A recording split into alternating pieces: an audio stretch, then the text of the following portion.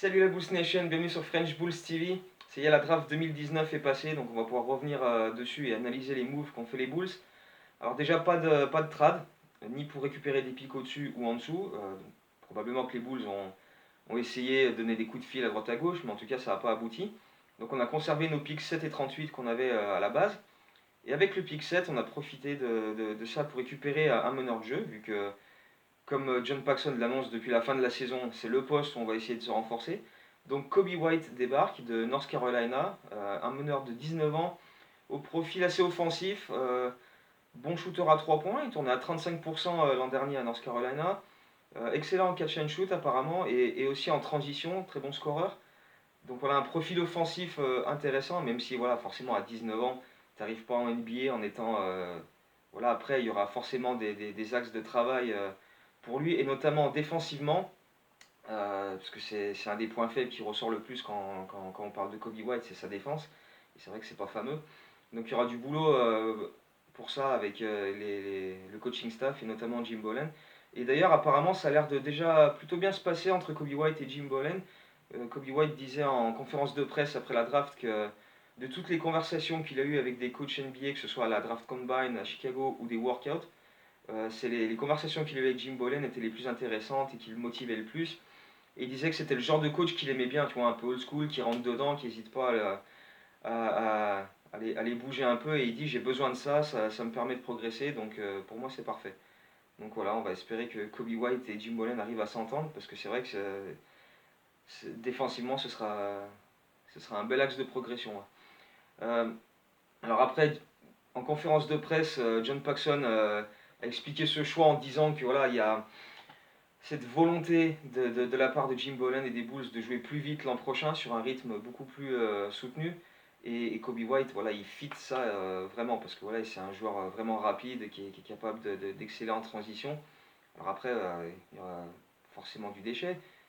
Ça reste un joueur de 19 ans qui perd pas mal de ballons et qui n'a pas une vision du jeu exceptionnelle. Mais là encore, c'est des axes de travail pour Jim Boylen et son staff.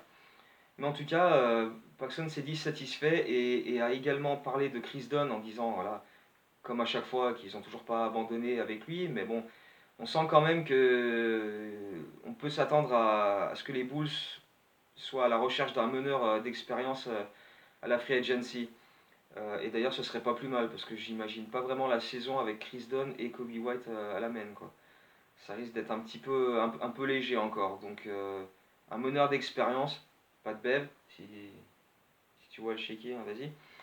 Bref, quelqu'un qui soit capable voilà, d'apprendre un peu les ficelles du métier. Parce que voilà, Chris Dunn, c'est pas non plus un joueur avec une énorme expérience qui va apprendre grand chose à Kobe White. Donc, ou alors défensivement, mais enfin, toujours est-il que si on signe quelqu'un d'autre, Chris Dunn, il a quand même très peu de chances d'être encore là. Donc voilà.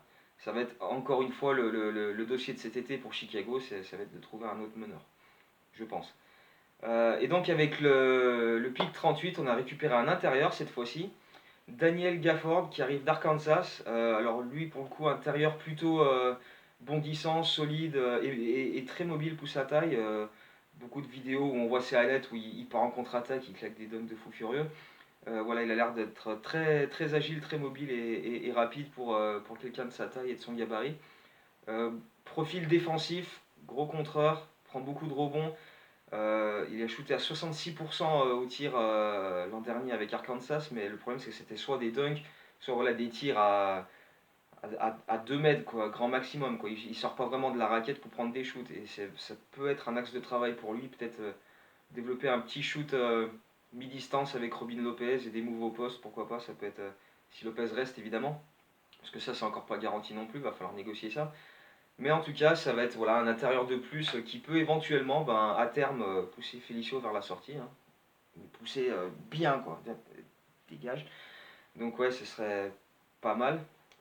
À voir évidemment, parce que bon, drafté en deuxième tour, tu vas pas arriver et dire je veux du temps de jeu et tout. Donc va falloir le montrer sur le parquet, il va falloir le prouver. Mais ça a l'air d'être un gars qui va à l'énergie et c'est un peu voilà, l'opposé de Felicio à ce niveau-là, tu vois. Felicio tout plateau. Mais voilà, donc espérons que ça fit là aussi. Mais ça a l'air d'être un profil assez intéressant et donc du coup, on va voir ce que ça va donner. Pareil, si on arrive à conserver Lopez pour en faire une sorte de mentor pour lui et Wendell Carter Jr., ça peut être vraiment intéressant. Donc voilà, ces deux joueurs seront présentés à la presse de Chicago lundi, donc ça donnera l'occasion d'en savoir un peu plus sur les deux, et notamment Gafford, parce que bon, Kobe White, on a déjà vu pas mal d'histoires le concernant, et notamment celle avec son père. Donc si vous avez vu, si vous comprenez l'anglais, allez lire ce qu'il a écrit il y a 2-3 jours sur le Players Tribune. C'est vraiment, c'est un truc, c'est une histoire assez dingue.